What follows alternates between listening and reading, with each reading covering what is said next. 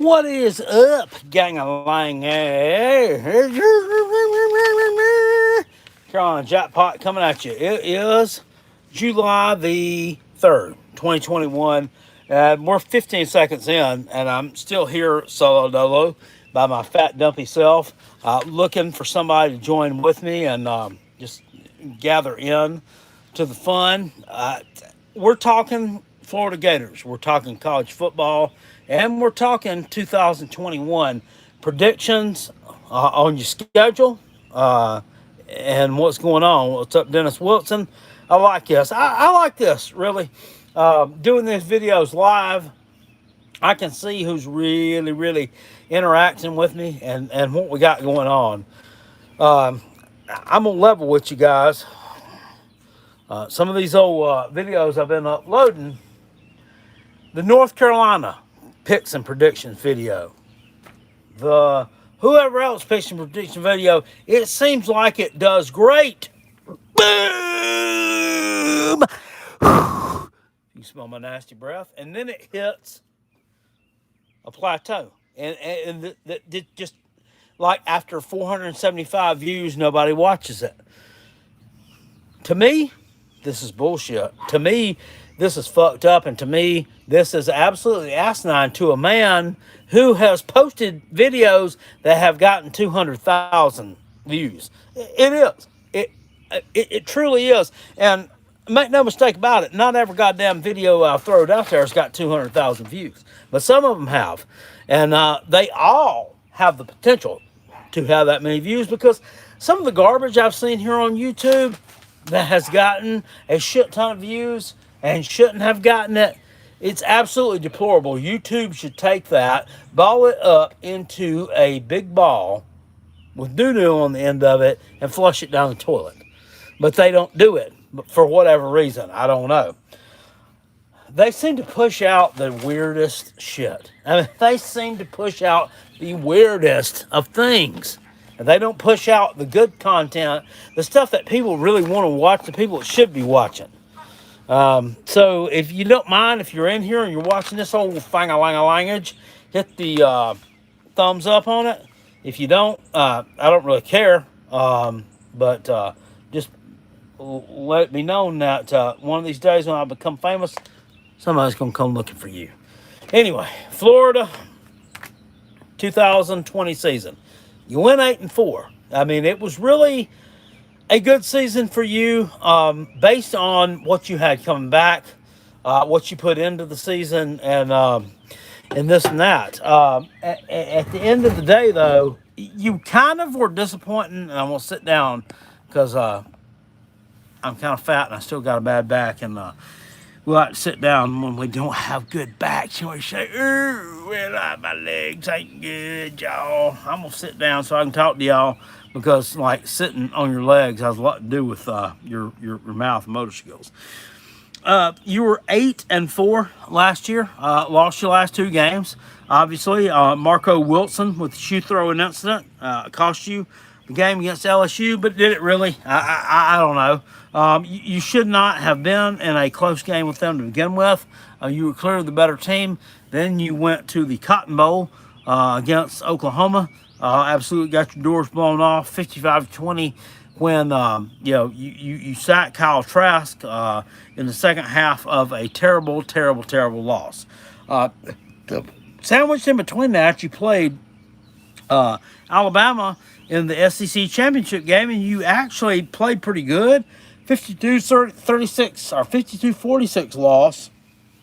The one play in that I can take away was John Mechie, the Alabama wide receiver, absolute leveling one of your defensive backs after y'all had made an interception against them to start off the second half, and made you look kind of foolish.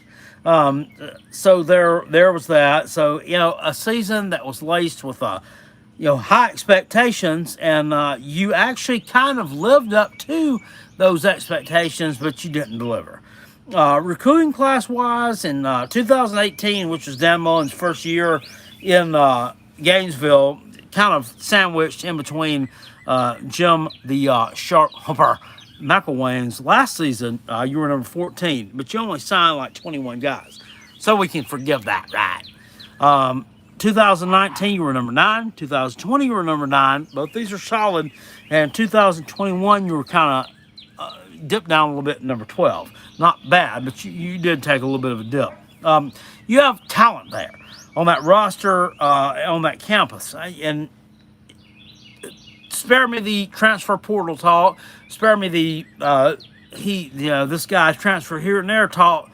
As a whole, you still have a lot of talent there at Florida that Down Mullins brought into the fold. I don't know what to really say about him.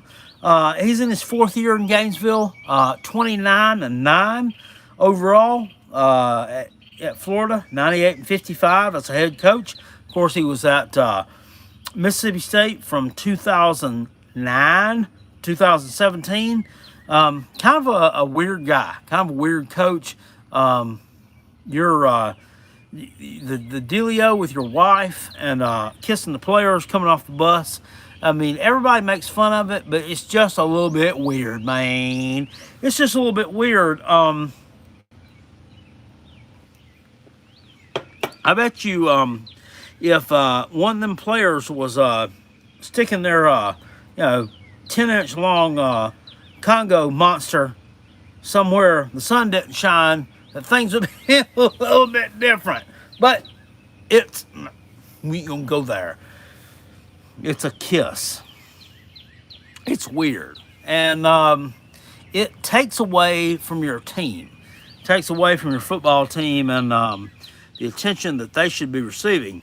Honestly, when I typed in your name, because I wanted to see how old you were actually, because I didn't know if you were like 52, or if you were 47, or if you were 46, or what the fuck. The first thing that pops up is Dan Mullen wife. It's not Dan Mullen football coach. It ain't Dan Mullen the man. It ain't Dan Mullen Florida. Not Dan Mullen Gator, blah, blah, blah. It's Dan Mullen wife. She's more famous than you are. Congratulations. Okay? That's a problem in these streets, in my opinion. Now, she shouldn't be more damn famous than you are. Who's the one that's went out here and went to the grind? Who's went out here every day for them fucking 2-a-day practices and went on their recruiting trail? You? You're the one who's busted your fucking ass. Why should she be getting the damn compliments and accolades that you damn receiving? Motherfucker, I mean, get your damn priorities in line. And that's all I got to say about that. The fact that she's more famous than you are is just a huge distraction to your team. And, it's absolute doo-doo. And you're also a guy who sat here, you dressed up as Darth Vader to go, into a damn stream after a damn, not a stream. Why do we refer to these things like that? A stream, a YouTube, it was an interview. It was an interview after the game. The reason why I refer to things like that right there as a stream is because social media has taken over the fucking planet. And it's in our brains. We're just ingrained to talk about things like that. It wasn't a stream. It was an interview after a game.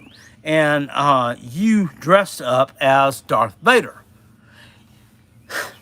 Okay, that's cool. You also, in 2019 or 2020, complained, bitched, pissed, and whined after your team lost a game to Texas A&M on the road.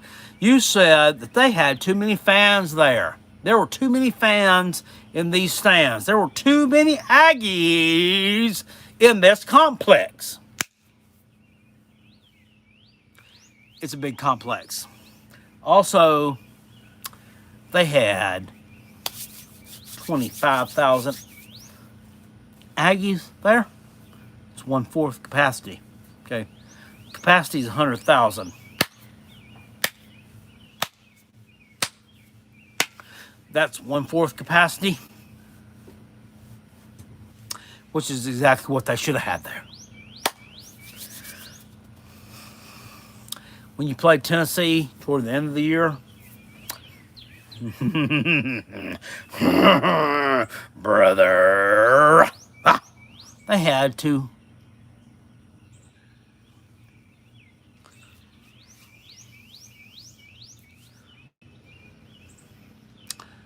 had 25,000 there, which was exactly 1/4 of the capacity. Yeah, brother. So it seems like you only have a problem with the capacity. You only have a problem with the bitching and the whining when it suits your goddamn narrative. It does. It only suited your narrative, and you whined because they had too many fans there and we lost. But they had too many fans there and we won.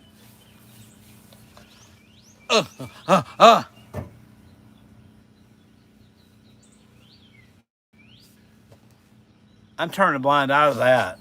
Yeah, that's why I say you're emotionally immature and you're a dickhead. And you're really not that great of a coach and you're kind of a piece of shit. Because, you don't live by, the same rules as everybody else on all subjects. That's why I think you're a goober.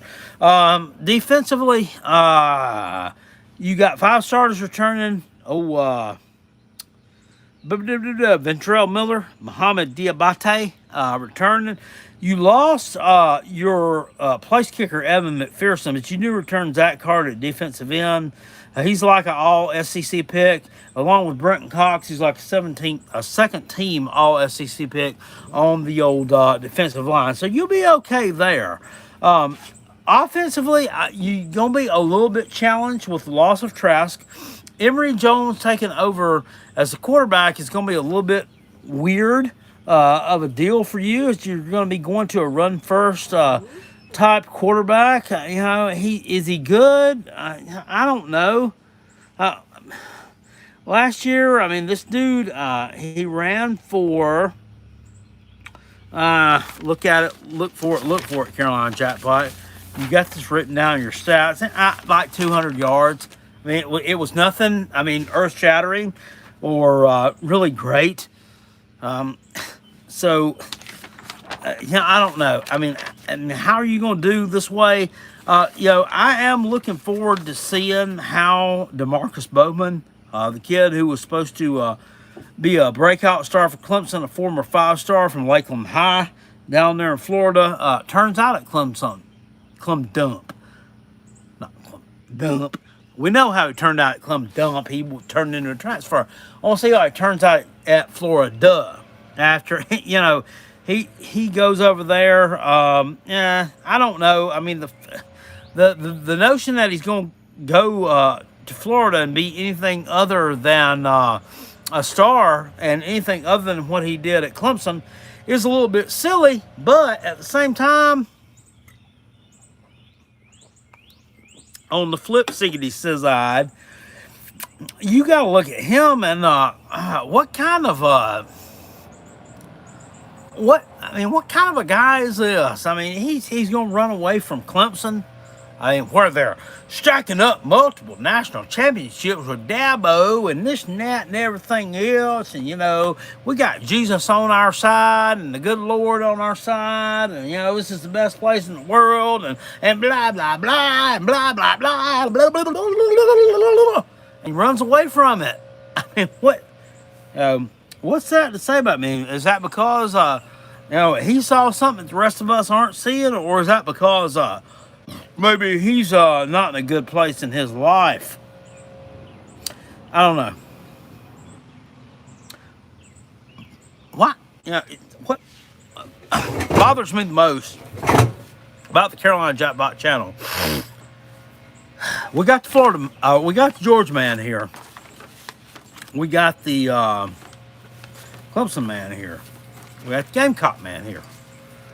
For the most part. And I wanted to talk about this too. When I talk about the Gamecocks and their recruiting and who they picked up and who they haven't and what I think we got going on, I've started sharing these things to my Gamecock Facebook groups. Is it not weird that I get more dislikes and I'm not, look. I'm not one of those guys who looks at those statistics from that kind of point of view a lot, but I do. Is it not weird that I get more dislikes on my videos when I post them to the Gamecock sites instead of just here, as opposed to when I post them just here?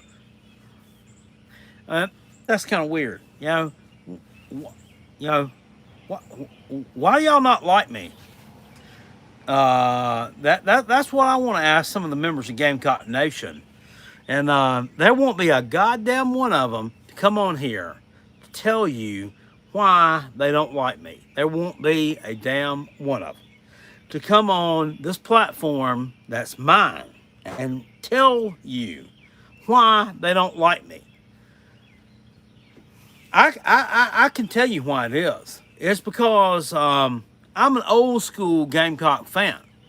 I kind of see things in the bigger picture. And I kind of look at things and I drink out of a glass that's half full. I just do. Because I have been disappointed so many times in my fandom. I have been let down so many times in my fandom by this team, by the coaching staff, by promises of better things to come that never came, that I am very, very much in trepidation, I guess is the word, flux. I'm scared of what I want to see coming down the pipe, coming down the tunnel. And I don't think there's anything wrong with that. They want me to be one of these guys that's on here that's a sunshine pumper that is not the guy that posted the Mark Kingston "You Should Fire Me" video. I'm not the guy that should post the Frank Martin sucks a damn dick because he's got like 8 or 10 guys he decommitted from his damn basketball program. We should get rid of this damn crazy ass, damn insane fucking Cuban immigrant. I'm sorry, I didn't mean to say that. I'm just crazy. This damn motherfucker who is not from the United States of America, but he likes to run his fucking mouth and he wants to get on everybody's fucking ass and run your fucking players off. But this is who you're putting in charge of that damn program. Nah. But it's okay. Because he dealt with some poverty when he was a kid, and because he lived in New York City, and he had some disadvantages. Fuck that. He ain't got no damn disadvantages now. He's an asshole. He likes to yell at his fucking players. He likes to bitch at them and tell them they're damn shit. That's why you got all these motherfuckers transferring, you motherfucker, and why the only players that come to you are the guys who are at James Madison, the Southern Illinois, and Northern Kentucky's of the world, because they couldn't start over there, but they can come to you and be a damn starter in the Power 5 on a damn SEC type team. I mean, that's why they're coming here. I mean, let's not make any damn bones about it. It's not because of the next Michael Jordan.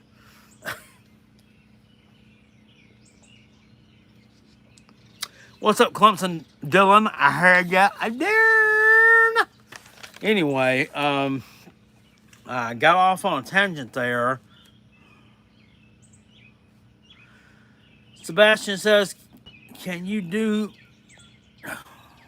week 1 college football picks against the spread? Yes, I will. Right before week 1. I will definitely do that. Anyway, getting into this Florida video, I've talked about them, talked about offense, talked about defense, talked about shitty ass head coach. Let's talk about the 2021 season and look at the games on the big board and how I see them finishing. Shall we? Yep, there we go. I was afraid I'd lose some of y'all with this, but I did not. So that's awesome. That's awesome, y'all. That's the word of 2021. Awesome. It's awesome, man. Really grateful. Really blessed. Alrighty. Well, we're really blessed, really grateful, and really fucking excited. How about that? To have the 2021 Florida Gators football schedule written on dry erase board in Carolina Jackpot's rudimentary looking, childish, first grade handwriting. But that's me. And that's how I do these old thang-a-langs. And that's how I'm going to get to you. So let's get right into it and talk about these guys. Well, we got 23 live viewers right now and 14 thumbs up. That ain't enough thumbs up, in my opinion, for 23 viewers. If we got 23 viewers, we had 23 thumbs up. I mean, I might go into this thing, but at this point in time, I'm just, wondering if I should continue to go on with it. If Side note, if you don't hit the thumbs up, I'm not going to do it. How about that? So keep hitting it. We've hit 20 so far. We got to at least hit 23 or I'm not going to do it. I'm in a stalemate position. I'm bunkering in.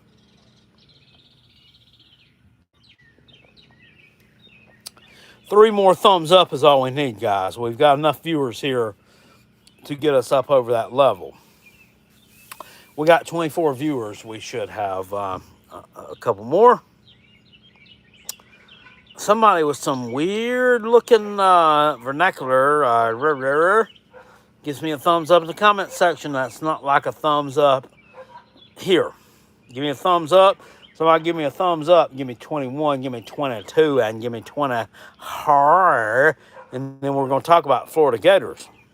If I don't get it, we're not going to do it. And I will hit the X and end this whole thing. I realize that I'm being a big old baby. I'm just giving y'all some shit. We're going to go ahead and do it. Let's get into it. All right, Florida Atlantic. What's up, Jacqueline? My name is Jackpot Randall, not Jacqueline. Jacqueline was the name of the Smith, and Jacqueline Kennedy. What's up with this love stuff? And from somebody with some mercy.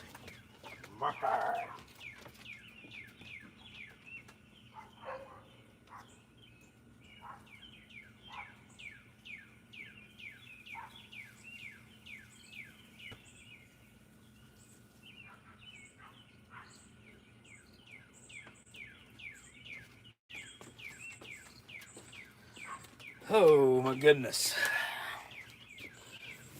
Whew. Guys, I just went over there and relieve myself off the back of the deck.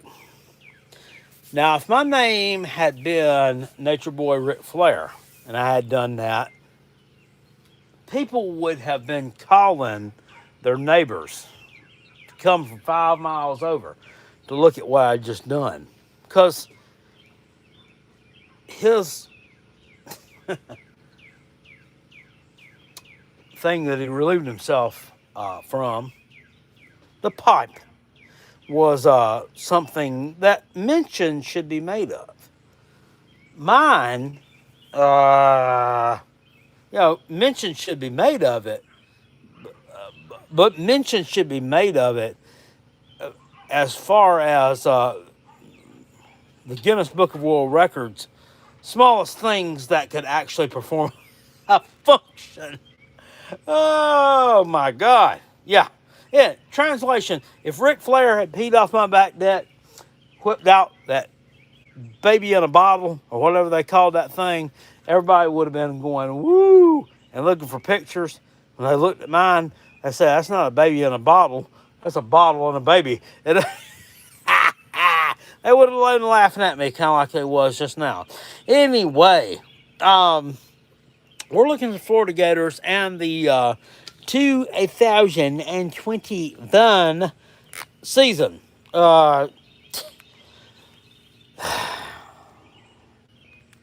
Megan says that I used my tweezers. I did. 2021 Florida Atlantic, first game of the season on September the 4th. This is a weird game. Florida has actually scheduled an away game in the state of away from the state of Florida against a Power 5 team in 2023, and they've scheduled one in 2026. 2023 against Utah, 2026 against NC State. I did a little bit of research. That was one of their little bitching points, maligned much by Uncle Lou, because they haven't played an out-of-state, non-in-conference game against a Power 5 team against anybody since 1991 when they won on the road to Syracuse and they lost. And you're not doing it again here. Brrr, big shock. But you have scheduled it in the future. So big props to you for that. Florida Atlantic is a team that has 20 starters back from the 5-4 team of 2019. Of course, Willie Taggart, a guy that's been put through the ringer. Everybody gives him a bunch of shit because of the job he did at Florida State. I understand that. I think that Willie kind of got ushered into the big time before his time, in my opinion. I think he still has value as a head football coach. They started off 5-1 last year, and they're not afraid to play the big boys on the road. In 2018, they opened up on the road against Oklahoma. 2019, opened up on the road against the Buckeyes. I mean, both years, they absolutely got throttled, but it goes to show that this team is not scared to put it on the line. At the end of the day, Florida has a more talented roster, even though, Florida brings in N'Kosi Perry, a guy who was a Miami player as a transfer portal enrollee. I'm going to take Florida here to win this game probably by about 3 scores, but I think that it may be a little bit too close for comfort through about 3 quarters, and then you find a way to pull away for the end and make it maybe kind of look like it was an easy win, but it really wasn't. If you know what I'm saying. Give me Florida and Dan Mullen to win game 1 against Florida Atlantic at home. On 9/11, a week this is gonna be a weird week for everybody. 9/11 2021, of course 9/11 2001. That was just a weird day for everybody. That Wednesday, everybody thought the country was going to be destroyed, and that nobody thought what that attack that we suffered, it was inhumane. But we've withheld that, and here we are, 20 years later. You're on the road that day against South Florida. This is an American athletic team who is one of the several who are hosting Power 5 teams at home this year. Others are East Carolina versus my Gamecocks, Memphis versus Mississippi State, Tulane versus Oklahoma. That's one I really don't understand. And Temple versus Boston College. That's probably one that I understand the most. Because both of them are like when you get up in that area of the world, is there really a difference between the Power 5 and the Group of 5? And there's not. And they're both shit shows, and they're both really not that exciting in the world of college football. But they're both parts of college football. they returned 18 starters from that team last year. There were 9 on offense, 9 on defense. They did finish 1-8. Looked like a big pile of crap at the end if you look at the big picture. But they were competitive down the stretch. I mean, they were a little bit better than what their record would make them look like they are. And going into the next season, teams like that are kind of dangerous. I would not sleep on South Florida if I was Florida and Dan Mullen, but I also wouldn't I wouldn't put a lot into it. You're going to beat them. The question is by how much. I mean, I could see Florida winning this game by 14 to 21 points late, but I could also see South Florida punch them in the mouth, getting a little bit pissed off early with Jeff Scott, former Gamecock coach Brad Scott's head son. I remember seeing Jeff Scott on the sideline at South Carolina when this motherfucker was like 7 or 8 years old. Yeah, and his big ass daddy was like 40. Now, I mean, he's like 47 years old, 37, 38 years old. And his fat ass daddy is, I don't know where he was. Last time I heard he was damn dick sucking Dabo Swinney somewhere. He's still sucking that Dabo cock. I don't know. But probably so. That's probably why his damn no talent son got a damn job. And Tony Elliott carried the whole show. Woo! My goodness, did Carolina jackpot just throw his feelings out there with everybody? No, I don't mean that. By God, I don't. Jeff Scott, great young man, great human being, and I think that in time, South Florida will be a good program. But as far as this game goes, I think the Florida Gators and their coach, I think Megan Mullen gives them enough old French kisses with a little tongue of lung before they go down to Tampa, and they get a win there. They upset South Florida on the road. Let's get into the next week, and we get into the pit of the SEC schedule on September the 18th, and you face the Alabama Crimson Tide. I mean, this is a team that has competed in the college football playoff almost every year since the college playoff has been a thing. And this year, everybody's like, well, Alabama, look at them. I mean, they're replacing this guy and they're replacing that guy. And, maybe they won't be the same team that they were before. No. Look at Alabama's recruiting. Look at what Nick Saban has done over the past 3 years. Our recruiting classes are ranked number 1, number 2, and number 1. I mean, it doesn't really matter who they put out there. I mean, these guys are going to be good, and they are going to be top shelf talent. I mean, and in my opinion, it's almost like one of those things that's a given.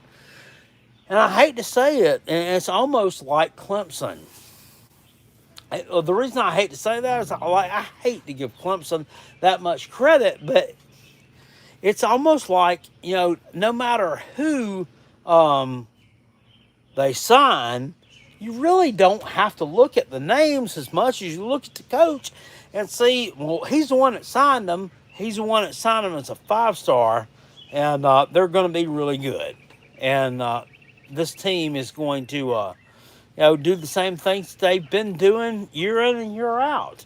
And, I mean, and that's sad to say, but, I mean, that's how it is, guys.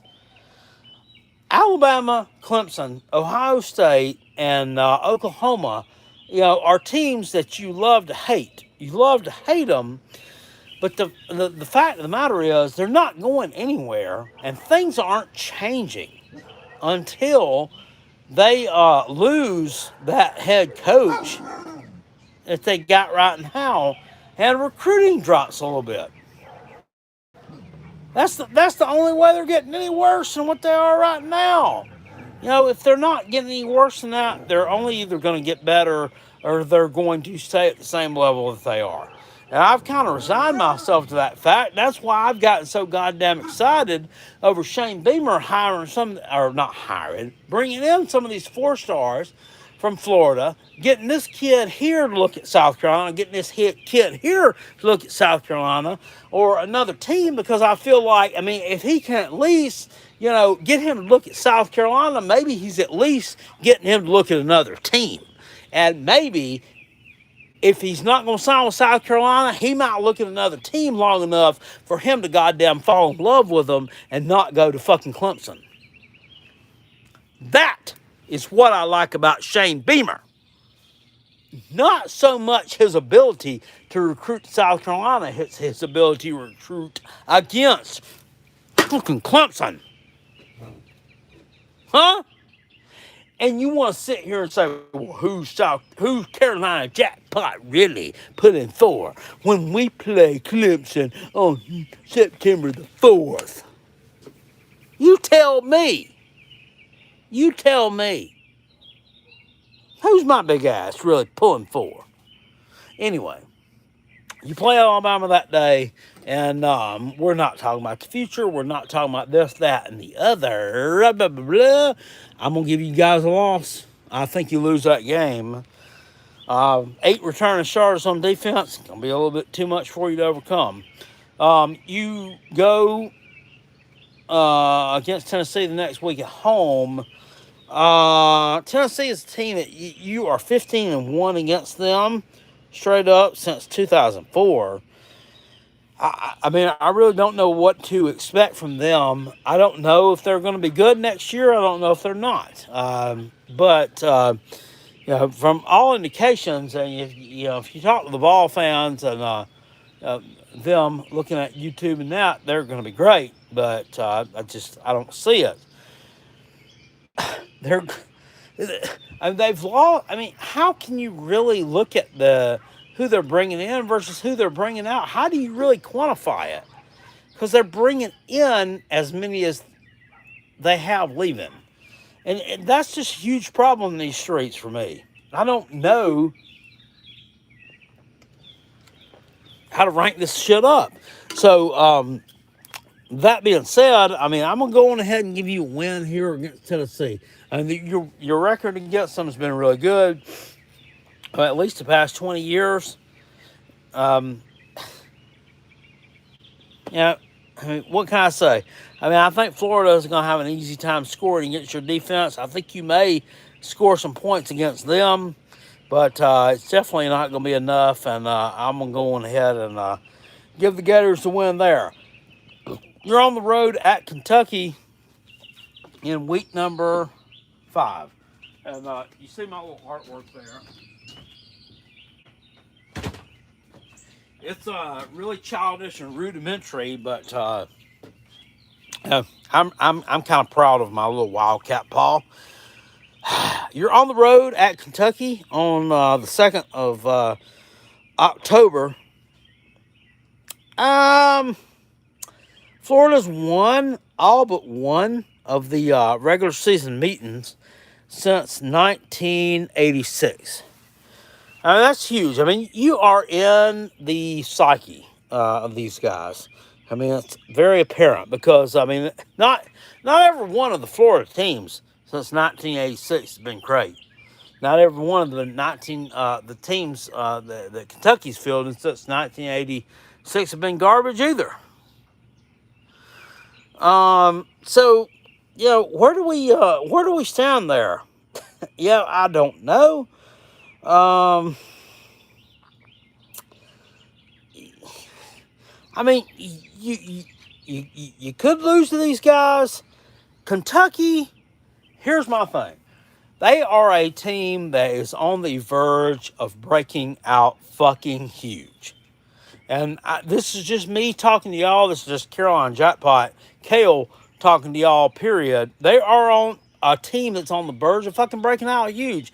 Mark Stoops is a good head coach. I like what he's done there, but he does not have the skilled players at the quarterback or wide receiver position to compete with the big boys in the SEC. He just doesn't. I mean, he may have the kids in the running back position, and Christopher Rodriguez compete with everybody else.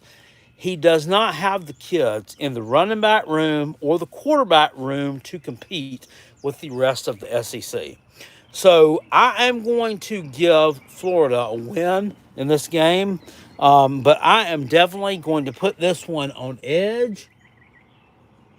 And I'm telling you, you could lose this one, but at the end of the day, I think that your superior athleticism and your skill at the skill positions is going to be a little bit too much for Kentucky to overcome. If Mark Stoops can ever get that right, this will be a top 10 team. If he doesn't, he's going to fizzle out and he's just going to become a damn has-been. Give me Florida in that one in a close game, even though it hurts me a lot to say that one, because if you haven't caught it by now, fucking hate Florida. You got Vanderbilt on the road. What's up, Ballard? The next week. Vanderbilt's going to have the ball a bit. They're going to move it a little bit. In 2019, you had a blowout against these guys. I mean, other than that, the past 6-7 years, I mean, these games have been competitive. But this is another team that you have absolutely owned in the past. Vanderbilt's beaten you 3 times since 1982. One of those being 1982. One was in 1982. One was 1991, and one was like 2013. And that is a huge gap between years that Vanderbilt's beating you. I mean, it's like a goddamn generation between Vanderbilt wins on each side. So for that being said, I mean, I think you beat them this year. But I think that Clark Lee and staff, I mean, they've got some good players there. And I think Vanderbilt's being a little bit underrated this year. I do think they win a couple of SEC games. Hell, one of them might be against my Gamecocks. It's not like we're world beaters. I do think they win a couple of SEC games. I don't think it's here against you guys. I do think you win on November or whatever the hell it is, October the 9th against Vanderbilt. What am I putting a watch on that for? Let me scratch that out. You're going to beat Vanderbilt. You're going to beat them. I don't know why I even put that there.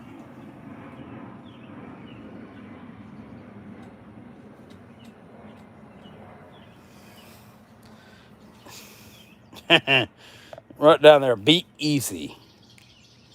You can't even see that good because my a little bit thrown off, guys. We're getting in the second half of the season. We got 31 viewers here, and I like it. I like it. I love some more of it. If you know anybody else that would like to join on this thing-a-lang with me, get on in here. I've talked about super chats in the past.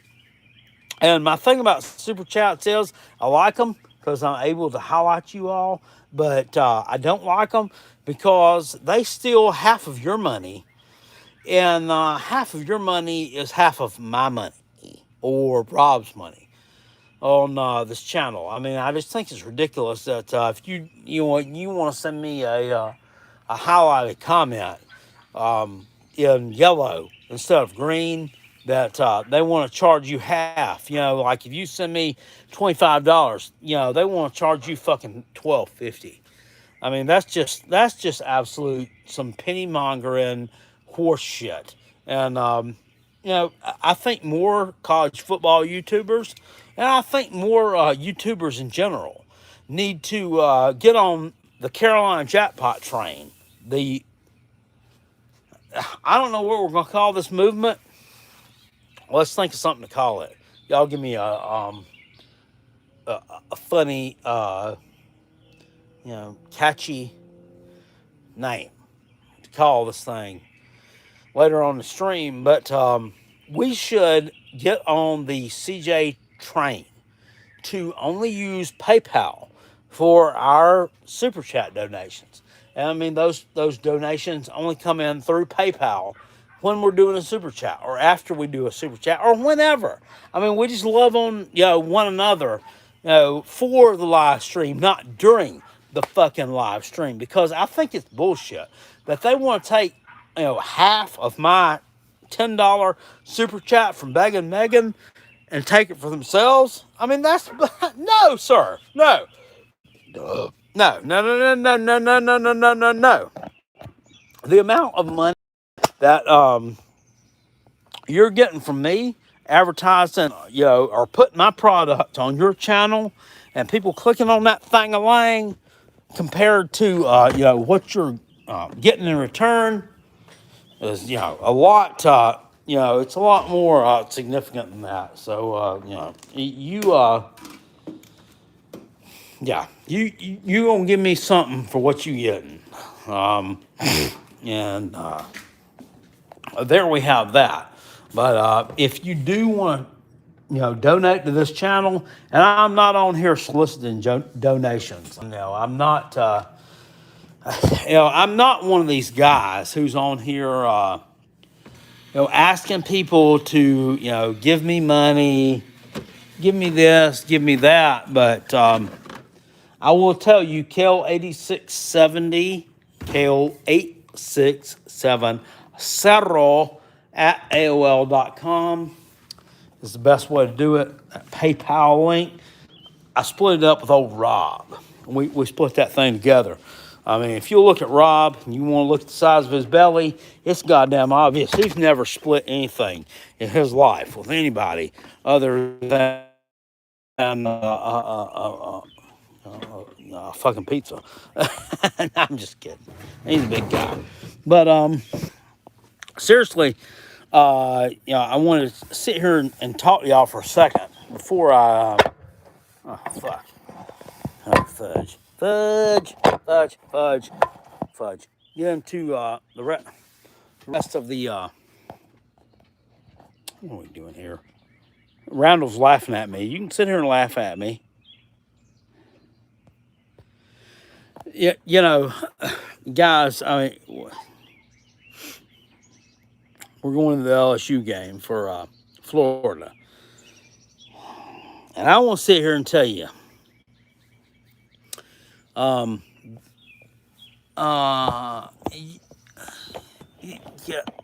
need to watch, some of the things you watch on TV, some of these things are like silly, and you don't get anything from them. But some of them, I'm going to go on ahead and tell you, some of them are life-changing. And God dang it, you saw my fat belly right there. Oh, my God. Last night I watched this thing. Oh, it was one of them Undercover Boss episodes. You ever seen that? And I like watching them because I ain't no CEO, but I'm a guy that's like I'm kind of like a district manager in training for my company. So I do go from place to place and look at things from the outside in. But man, there was this girl last night on Undercover Boss. She worked for Modell's, the sporting goods company out of New York. And the guy, Mitchell Modell, he was the guy who facilitated the Undercover Boss episode. And he was really upset by, the fact that he found out this girl was homeless that worked for him. And he gave her like $250,000 to, buy a home in the Washington, D.C. area, which I thought was fucking great. It was great. Since then, Modell's has really, it's kind of tanked, and he's lost a lot of stores. And he's closed a lot of stores, and probably the store that girl works in is probably one of the stores that was closed up. But by God, I hope she's been taken care of, because it was so goddamn, man, that was so passionate. And I just love to see, some of these guys that seem to be like assholes to everybody else. They're really not. They got a heart. And it was, that was really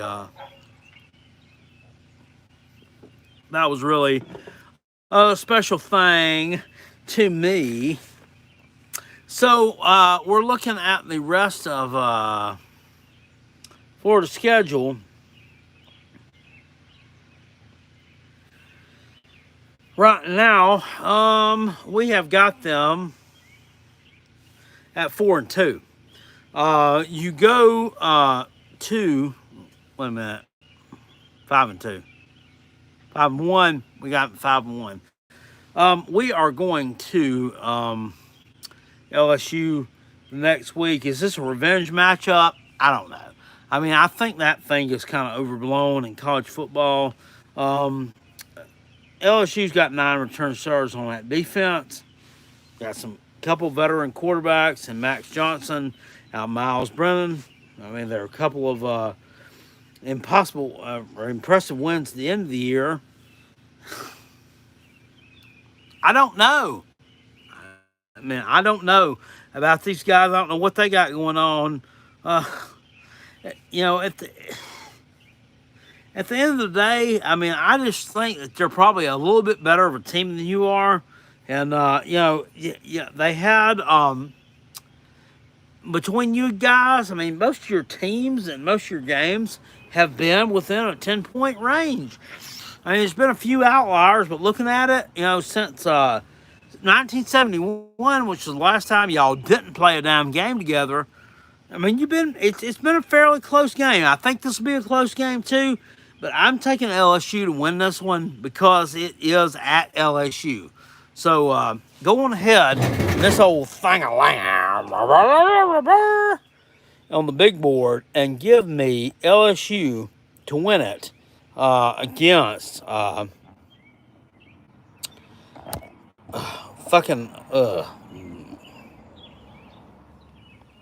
Florida Gators. And like I say, I mean, I think the thing's going to be close, but I do think you lose this game. You play Georgia the next week. Is this a revenge matchup? I mean, I think that thing, like I said, is overblown a little bit. They're off a bye week, as you are. It seems like you two tend to have a bye week against each other every week. Or every year. I mean, what's the damn deal with that? I mean, why do you always have that? I mean, is that some kind of deal with the SEC? Is it some kind of deal with CBS? I mean, I don't get it. I don't get it. I don't get it. I think y'all, you know, somebody, you know, should face a little bit of adversity before this game. It's almost like CBS wants it to be a good game, and they're going to push it to be a good game no matter what the schedule says or no matter what anybody else says. I don't.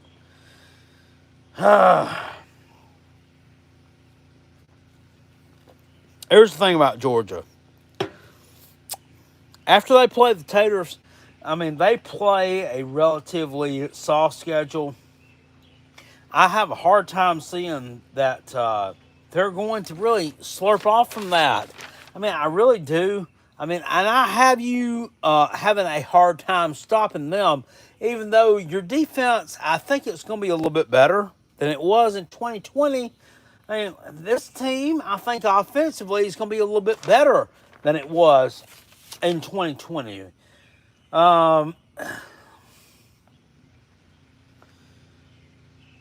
That revenge thing is a little bit overblown.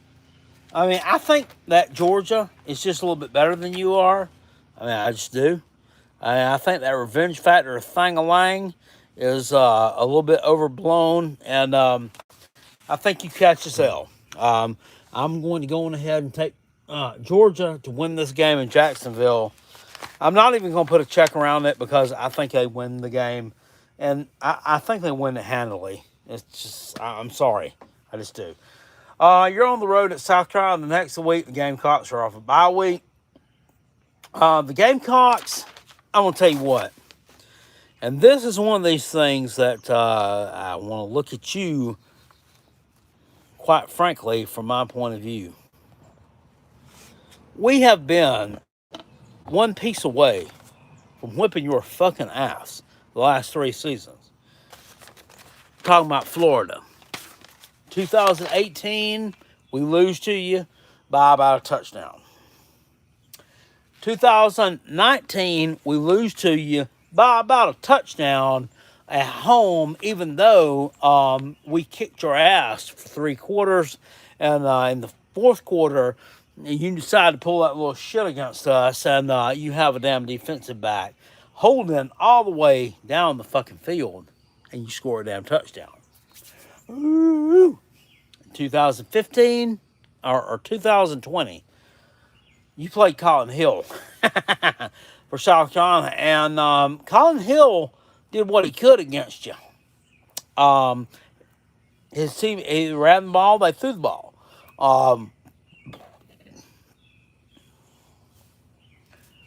Will Muschamp and his fucking offense was the problem there.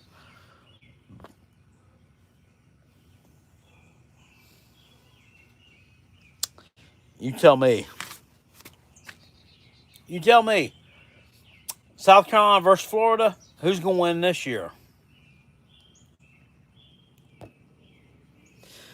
I'm going to tell you right now who's going to win that old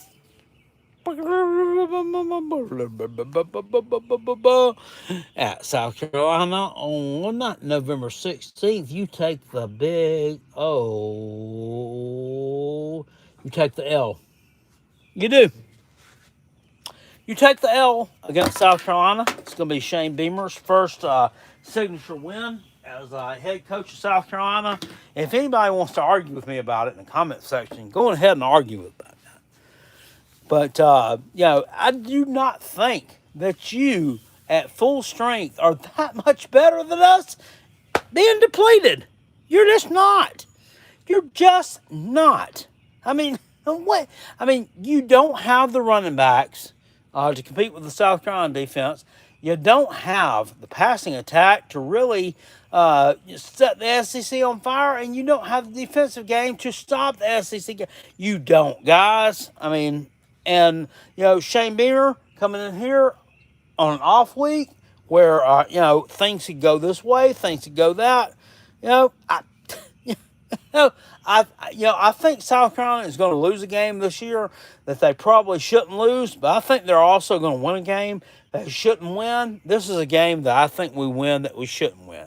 I think the game we lose that we shouldn't lose is probably against Kentucky on whatever it is, week 3, week 4, the regular season at home. This is a game I think South Carolina finally, after 3 years, they find a way to put it together and they beat the Gators at home and embarrass Dan Mullen and his wife, no matter how many times she slips the tongue to the players getting on the bus to leave that hottie, or that hot, not her hottie, not the hot, nasty sweatbox known as Columbia, South Kakalaka, eh? No matter how many times she does that, you still are going to catch that loss. So give me the Gamecocks. God dang. I hope I'm not looking dumb after this year. We're winning this thing on November 6th against the Gators. Give me South Carolina. November 13th, we return home against Samford. That's an FCS team out of the Southern Conference, and I think that you guys get the win there. Putting a circle around it, not for any other reason than that.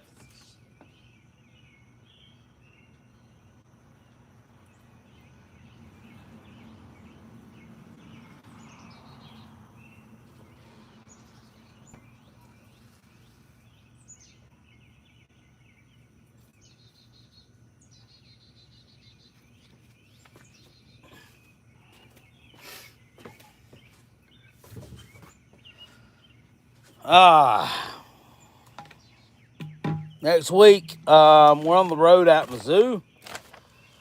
Florida's 5-4 versus Mizzou all time. You guys probably look at this team and think, well, they should be like Kentucky. We shouldn't have any losses against them. or at best we should have one loss against them. No, no, no. I mean, they've owned you since you joined, or since they joined the SEC. Been a huge thorn in your side. Has been one of those teams. It's like, guys. I mean, god dang. I mean, Kentucky. I mean, like I said, I'm gonna take you to beat them this year because you're in their psyche. Missouri's just one of those teams that's in somebody else's psyche. They're in your psyche. You're not gonna beat them because they just think that they're better than you.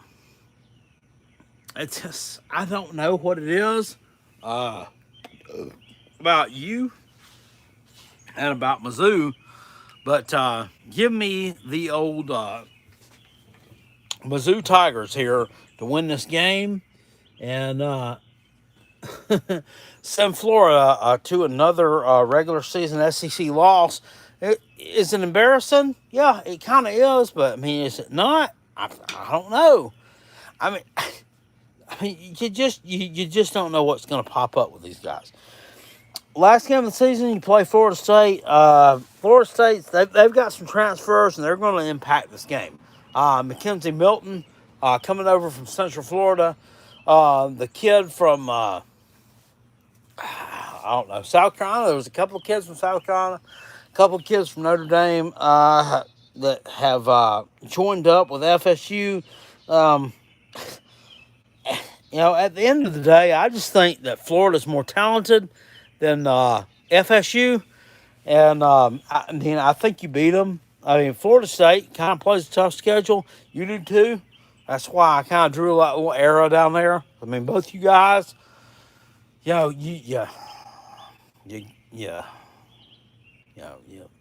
kind of play,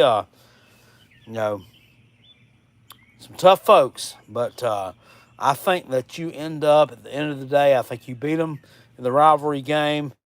So I'm going to give the Gators a win here at Mizzou. I don't know why I gave you a win there. That's a loss. Looking at it, okay, we have 1, 2, 3, 4. We got 4 regular season losses. You guys, Florida going 8-4. 8. I can't even get that in there without it being silly looking. 8-4. What do you think about it? I think that's probably a pretty favorable schedule. I do think that Florida, probably beats Florida Atlantic and Florida and South Florida with ease. Those two, Tennessee and Kentucky, I think are wins. Vanderbilt's a win. Samford and Florida State, I think are wins.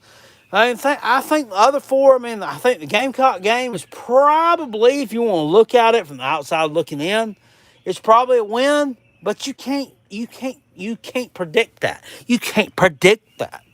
The Missouri game should be a win for them, but you can't predict that one either. And then you can't even predict Kentucky either. This is a team that is in flux. They have a lot going on, and these kind of teams just generally don't live up to billing. So I'm going to call them an 8-4 with losses against the teams that I motherfucking say. And they may win a couple of these games. They may lose a couple of the ones that I say, but I'm guaranteeing you at the end of the year, that record is going to be something akin to what Carolina Jackpot predicts. 8-4 for the Florida Gators in the 2021 season is my prediction. I'm going to see y'all later. Thank you for watching this whole thing.